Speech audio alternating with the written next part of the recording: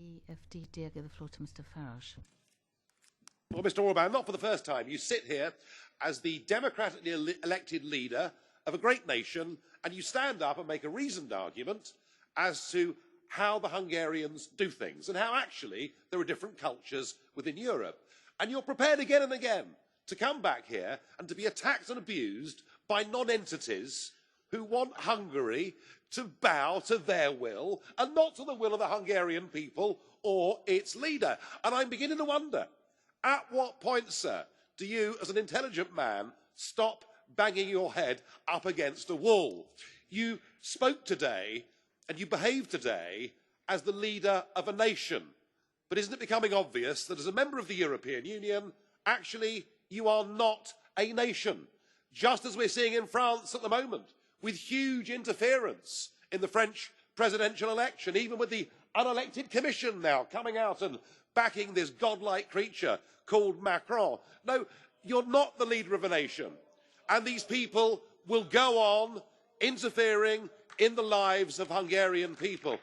And you'll never be forgiven. You are a sinner in their eyes, not just because you want to close down George Soros's propaganda machine that masquerades as a university. Nothing to do with that. It's because you won't pay the price for Mrs. Merkel's supreme folly and sign up to migrant quotas, and they will never, ever forgive you for it. Surely, when you yourself have said in the past, we need to get rid of a utopia called supranational Europe, it must become clear to you, as it became clear to Eurosceptics in the United Kingdom, this set of organisations bound by their treaties are not open to reform. Institutions like this are led by fanatics. They are turning this into a state, and the nation state cannot coexist alongside. Now, you were bold enough to call a referendum on the migrant quotas, and 88% of those that voted agreed with you. Surely logic says it's time you gave the Hungarian people a referendum on whether they stayed part of the European Union or not. Who knows? You might come and join the Brexit club, and then we could fight, for a nation of democratic states working together, trading together, and put this nonsense behind us.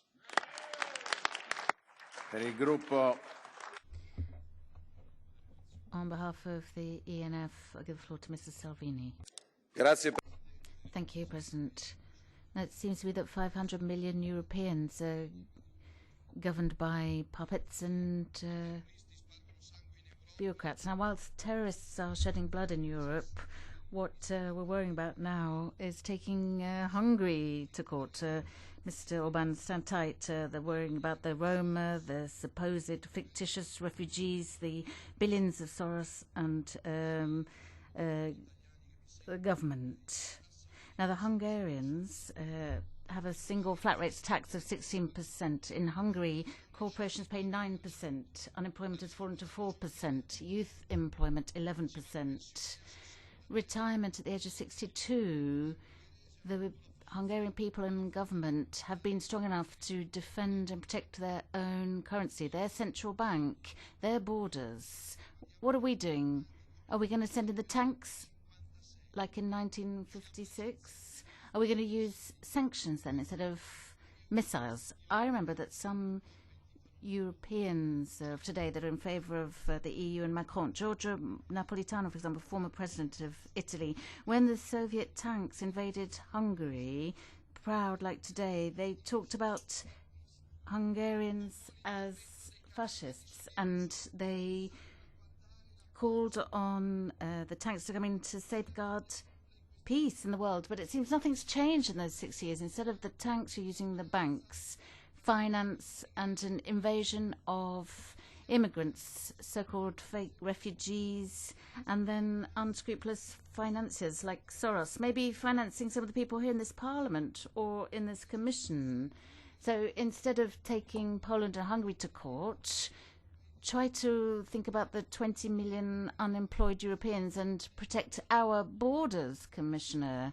You, a member of the party of the same group who said that Southern Europeans spend money on alcohol and women, and I think you should be ashamed of yourselves. You should respect the Prime Minister who's been voted on by the Hungarians. You should stop getting involved on behalf of Macron. Leave the French to vote for themselves. Now, on behalf of the Italians, thank you very much for what you're doing. Thank you for what you've done and what you will do. Thank you for resisting the Soviet EU diktats. Long live Hungary. Now give the floor to Balco.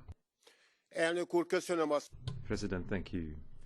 Jobbik, as a member Jobbik in the European Parliament in the debate on the government of Hungary, my position is always determined by the actual case. Therefore, I was against, for instance, the quota of migrants, and I was in protection of the Hungarian government policy. Like I did in 2015, I was the only party back then to do this. Jobbik is against Mr. Soros. We are against the ideology of open society. Nevertheless, to pull the plug on the CEU is done by the government by an authoritarian decision, which is an unacceptable precedent. We cannot accept it. We do not await a solution from the EU, but rather from the Hungarian Constitutional Court. Therefore, in Hungary, in the Hungarian Parliament, Jobbik party proposed a decision by the Constitutional Court. The real solution will be brought about in next year's parliamentary elections in Hungary. We're against this corrupt regime of this government. Given the importance of the debate, I've been quite flexible about the timing allocated to the group leaders to allow them to express their positions. But now, with the remaining speakers in the debate, given that we're also going to have a catch the eye, can I ask you please to stick to time allocated to you? First of all, Mrs. De Lange, 1 minute. Yes, and I understand you start being strict with me, so I will try very hard. But I stand here with pain in my heart in this debate. Pain in my heart because I also know the other Hungary and the other Fidesz, I have to say. The Fidesz that was born in opposition to communism, and the Fidesz that participated in the pan-European picnics, showing that it wanted to overcome communism and become part of a Europe that stands united. Yet we need this debate here in this room today, because not for the first time, and yet again, developments in Hungary seem to run counter to our values and to what we stand for. Everything we fought for in 1989. Freedom of education, non-discrimination, the principle of sincere cooperation. And it's a good thing, I say to Frans Timmermans, that the Commission is working on this. But the real question, of course, lies with you, Mr. Prime Minister. Are you really the kind of man that needs to paint an incorrect and exaggerated picture of Brussels as the enemy, only to look stronger at home? Is your place among the autocratic leaders we see in our neighbourhood, like Putin or Erdogan, or do you belong to a Europe based on the core values that you yourself fought for in '89? The choice is yours, but so are the consequences. Thank you very much.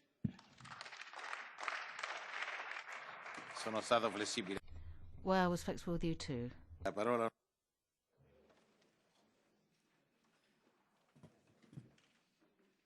Thank you. Dear Prime Minister, I'm from your neighbouring country, Slovenia, and I have many friends in Hungary. We together dreamed to be part of an open Europe, and today I share my deep worries with them.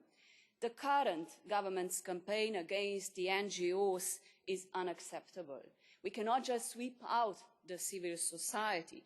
In current national consultation, Let's Stop Brussels, the name tells it all, you portray NGOs as a threat to the national interests.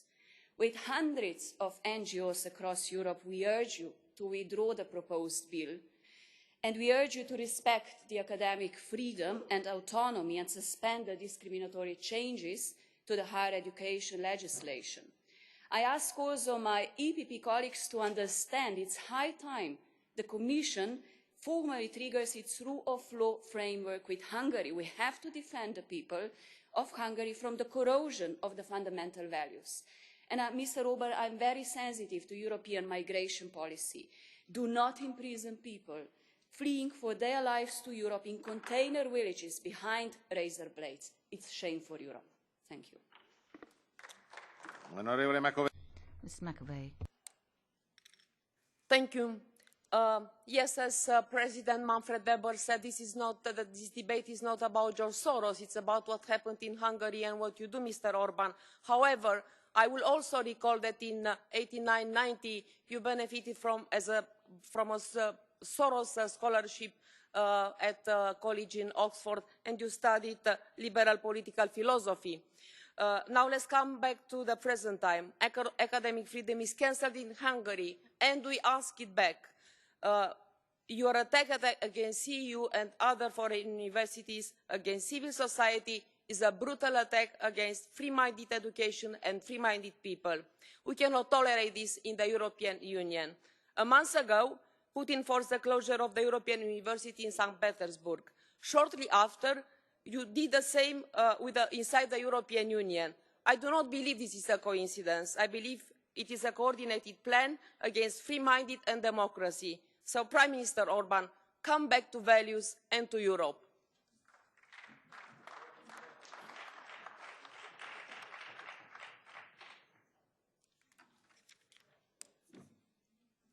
Thank you, Chair. I would actually like to use my minute not to debate with Mr. Orban, who's probably not going to be convinced anyway. He once said that his big examples were Putin and Erdogan, and indeed he's a very good copy of that. However, I would like to address the European Commission. I very much welcome the steps that have been taken by Mr. Timmermans. I also recognise the limited instruments available, but I think we should all recognise, and I would also like to ask Mr. Weber to recognise, that we are not talking about single issues here. We should address this in the systematic nature of the problem, the systematic destruction of the democratic rule of law and fundamental rights. We should also recognise the contagion that is taking place to Poland. So if we fail to recognise that systematic nature, then we fail to preserve the integrity of the European Union. And therefore, I think it is high time that we launch the Article 7.1 procedure, and I hope that this House is going to vote for it. Thank you. Mrs. Verja. Thank you very much indeed, President. Democracy, which is illiberal, that's the new Hungarian model.